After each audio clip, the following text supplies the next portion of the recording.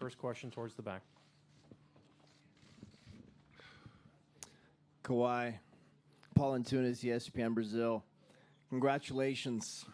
I'm just wondering, when you first got traded to Toronto, what went through your mind? Was it one of your preferred destinations?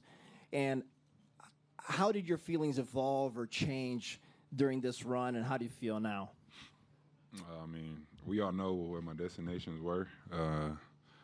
But obviously, you know, like I said, when I was there on my opening day meeting, that, you know, I was focused on the now. And, you know, I wanted to make history here. And that's all I did. I just, you know, I'm still playing basketball no matter what jersey I have on.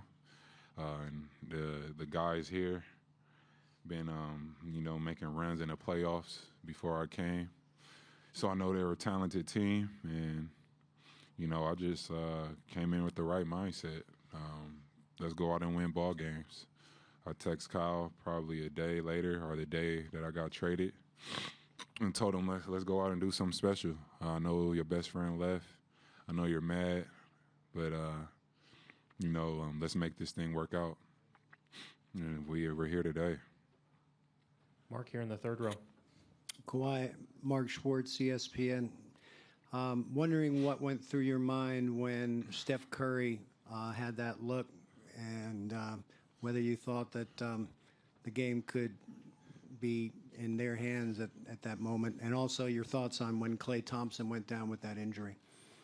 Well, first, I'll start with Klay. You know, I hope he's okay. You know, I never want to see, you know, a good friend of mine go out like that.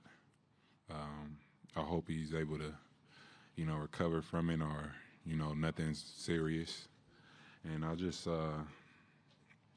you know, when he went down, I just really thought about him. I didn't care about the game that much. And, you know, once he left, we got to flip our mindset back to, like, trying to beat the Warriors. So that's what I did. And with the shot with Steph, it didn't look like it was a good shot. I mean, he hits those shots, but I wasn't too worried about it at that moment. Obviously, he can make that. He made it millions of times, but I just was focused on the rebound. You know, I've been in situations like that in the finals that I lost up 2 or 3 points, and we lost that game because of rebounds. You know, I forgot who shot the ball. I mean, you guys know the story. It was the last 2 possessions for Miami. They got 2 chances to shoot threes. Well, 4 chances at the basket out of 2 possessions. And that was my focus. I was just trying to get the rebound. And once he missed the ball, I tried to keep tipping it so some more time could run out. Didn't want to grab it right away so they could foul me. And Draymond ended up with it with 0.9 seconds and called a timeout and kept moving from there. Reed in the back. Kawhi, Reed Forgrave with CBS Sports, straight ahead. You've been through this roller coaster of a couple years, and now you're sitting with the finals trophy, the MVP trophy next to you again. And I'm curious how these couple years have changed you as a man and changed the way you look at faith and kind of your priorities in life. Well, just the year last year, you know,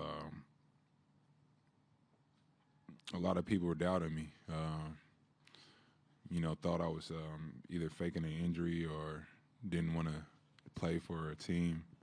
And that was disappointing to me that was out in the media, because I love the game of basketball.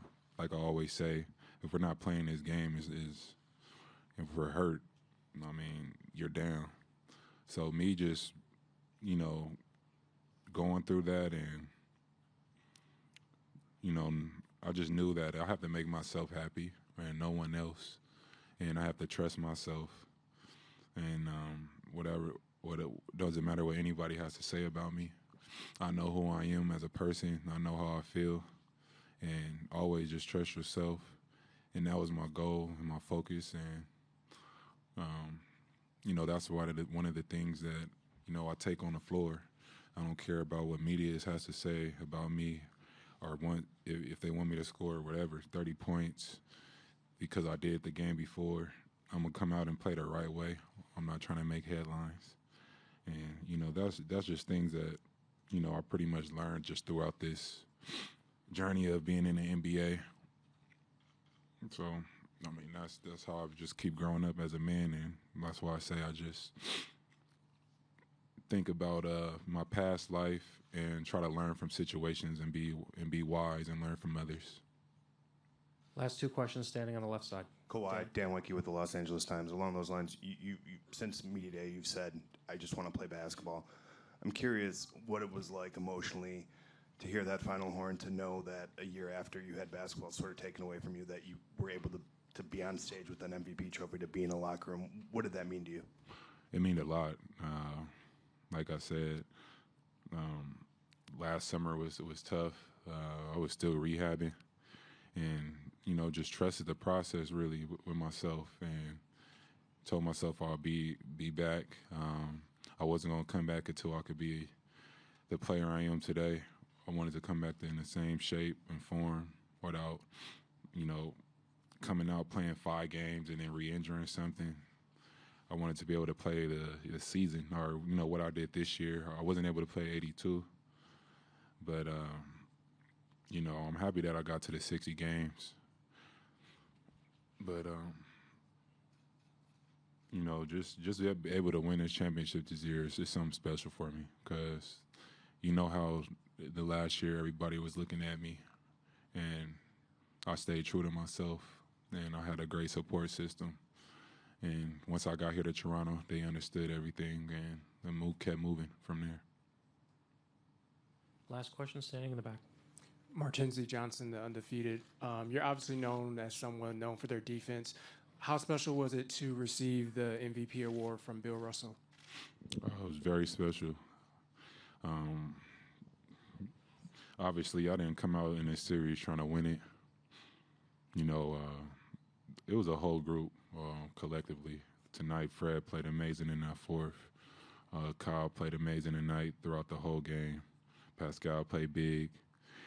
And, I just kept striving and, pushing. And, I ended up with the trophy, but everybody deserves it.